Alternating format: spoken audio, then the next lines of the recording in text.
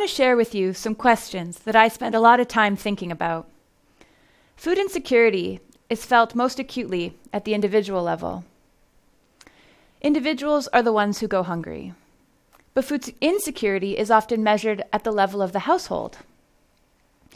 Nation-states have various obligations to ensure food security for their citizens. And then we have a whole bunch of international agreements, commitments, rules, and even goals that are developed between countries and with researchers, civil society organizations, and the private sector.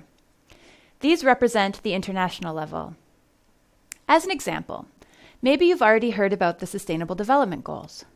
198 countries have agreed to goal number 2, to end hunger, achieve food security, and improve nutrition, and promote sustainable agriculture. As an academic, I often wonder, given the complexity, where should I focus my research? One challenge is that there's no right answer. Or maybe the right answer is that we need to look across all of these levels.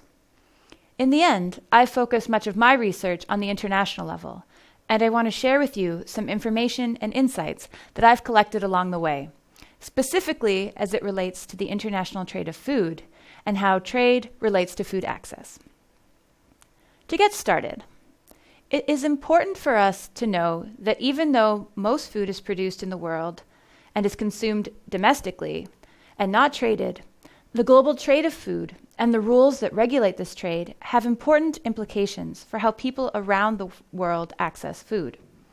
Today, 80% of people live in net food importing countries, meaning a lot of people depend on trade to access food. The importance of international trade for food access became very clear when food prices began to quickly rise in 2007 and 2008.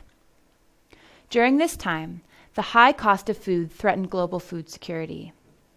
Data from the United Nations Food and Agriculture Organization, or the FAO for short, shows that between 2002 and 2007, the real world market price for rice increased 50%, wheat increased by 49%, and maize prices increased by 43%. So what does this mean for food access? Well, let's take the perspective of someone living in India. Data shows us that in India, for the average person, food costs make up more than 25% of household spending. That means 25% of the budget is dedicated to food. So if the costs of food increase by 50% and they want to maintain the same diet, they will have to spend 37.5% of their household budgets on food. Most people don't have this kind of luxury or this kind of flexibility in their finances. Most people are forced to make tough choices, meaning these price changes can directly affect access to food and nutrition.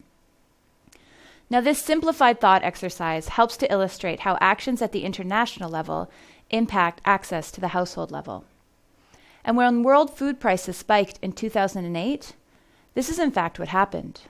As these prices spiked, the FAO estimated that an additional 75 million people around the world went hungry. The majority of these people lived in Asia and sub-Saharan Africa. Unfortunately, though, this is not the end of the story. If we look again at the FAO's food price index, we see that prices peaked again in February 2011. The highest level recorded in both real and nominal terms since January 1990. These prices have come down, and today they are about at the same level as 10 years ago. So what's key to take away from this review is that volatility in food prices is an important problem when it comes to accessing food, because rapidly changing prices result in insecurity for many people. This leads us to the next question. What caused these price spikes? Several factors have been identified as having contributed to the rise of world food prices. One key factor was trade policy. Responding to rising food prices, the governments of some countries decided to take action to lower food prices by using trade measures. As this graph shows us, many countries tried to lower food prices by promoting trade through the reduction of taxes on import goods. This is called reducing tariffs. They also eased import and export restrictions. That means doing things like removing bans. Other countries tried different strategies. They tried to lower the cost of food by introducing trade restrictions. That means they tried to keep food produced in the country in the country. They removed incentives for export and even imposed bans on food exports. Now, these policies may have offered short-term protection, but in the longer term, data suggests that they likely aggravated the situation. So in this lecture, we looked at how international trade impacts access to food by looking at how food price volatility in global markets impacts food security at the household level. It's a complex field, but you now have more understanding of the role and influence of international trade on food access. See you next time.